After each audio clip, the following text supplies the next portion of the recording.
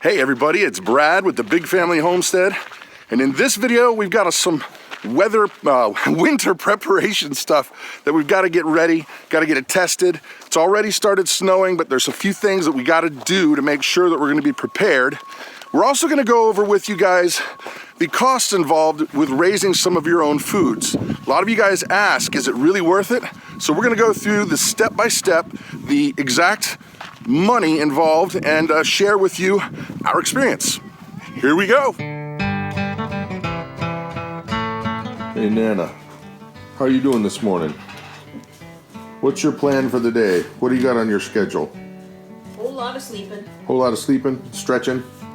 Psst. Plan on wrestling with Daisy at all? She's pretty good at that. She's a wrestler, right Nana? Oh, baby cakes. Daisy, what have you got on your schedule today? A little sleeping, a little chasing of small animals, furry beasts. Big furry beasts. Big Yeah. cheese Nana. What do you think, Nana? Does that sound like a plan? Okay, so we have not had snow enough yet to use my snow blower, and I feel the need. Well, and the need is going to be, it's going to happen right now because the children decided to build a mountain of snow right in our driveway. And so I'm going to give it a shot. We'll see what happens. Hopefully, we all come back alive. Stronger than lions, swifter than eagles. We're going to move that snow. Come on.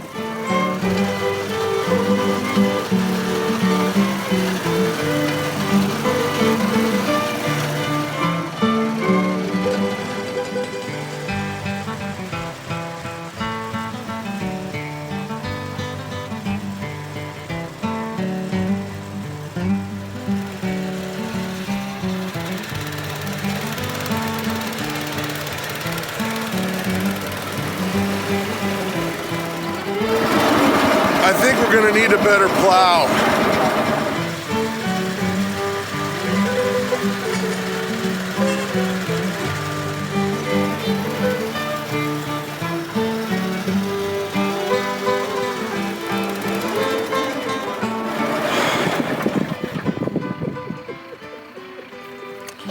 I don't know what to do.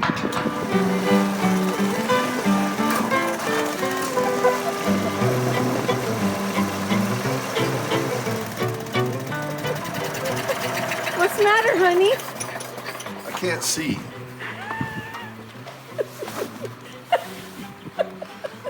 What did I hit? Just a flatbed trailer. I'm done for today. Yeah, me too. Well, I guess we'll get our ATV repaired and get a plow. Yeah. Plow. Oh, it's frozen to the ground. Oh no. It's frozen to the ground. Here, let me help.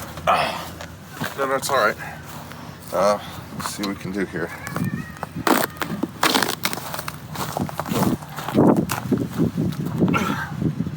Go stand on the back of it.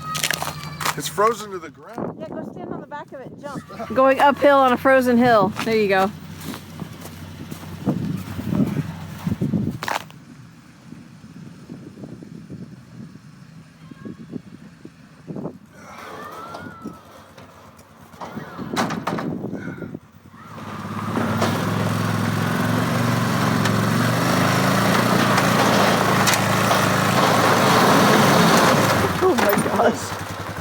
It's slippery.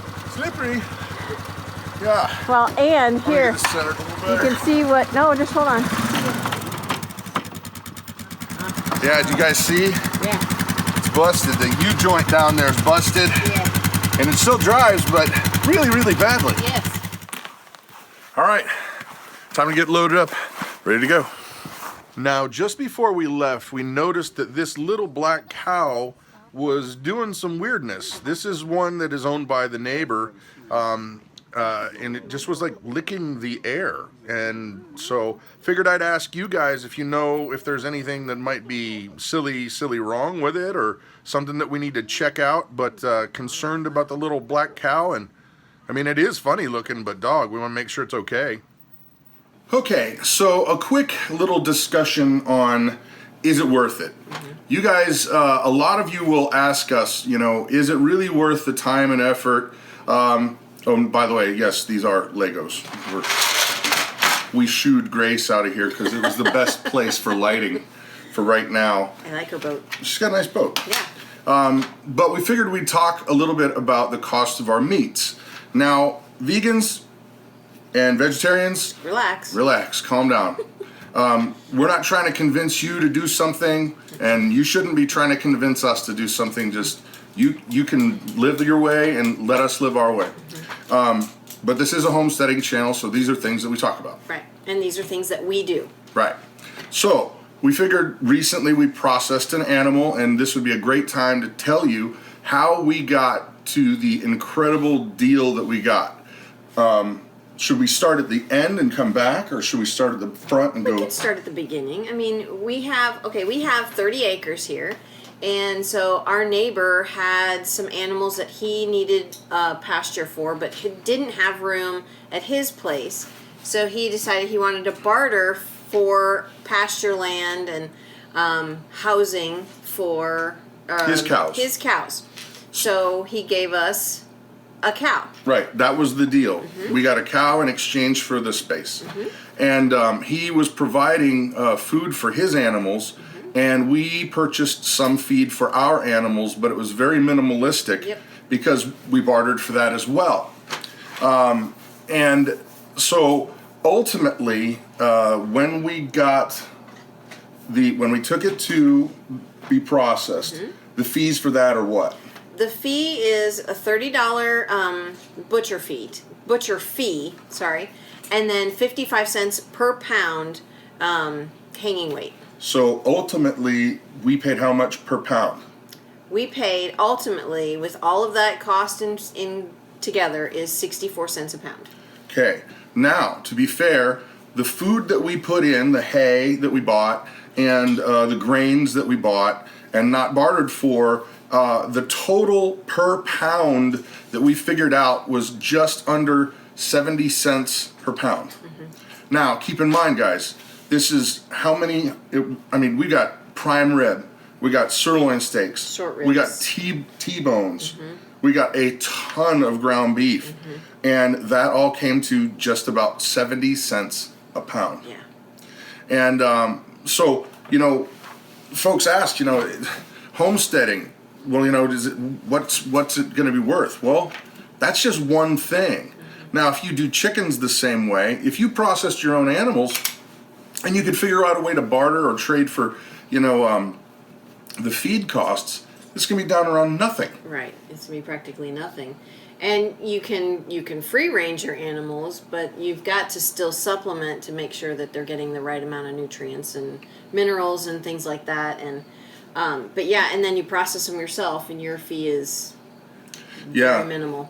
Well, and you know what? I'm not interested necessarily in processing cows. Well, we don't have the equipment or the knowledge yet to be able to do that. I mean, when you're talking 50-some cents a pound, it's hard to argue with the time. Is it worth their time? Ooh, I don't know. And the equipment that they have everything all set up. They have the cooler to be able.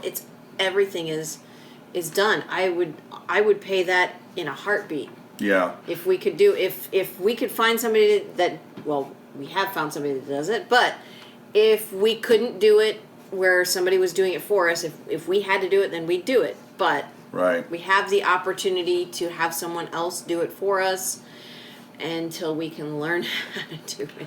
Well, and to be honest, if society stays the way it is and the economy kind of keeps chugging along the way it is, I won't invest in the equipment to do it because it's so cheap. Right. Well, and it helps out our local economy. Mm-hmm. So. Yep. So anyway, just wanted to share that with you guys because there's a lot of you out there that just scratch your heads and go, I know you've got to have this, and that, and that. you know, to make this happen. And then there'll be somebody that'll argue that, well, you know, you can only do that because you had all the property. Well, yeah.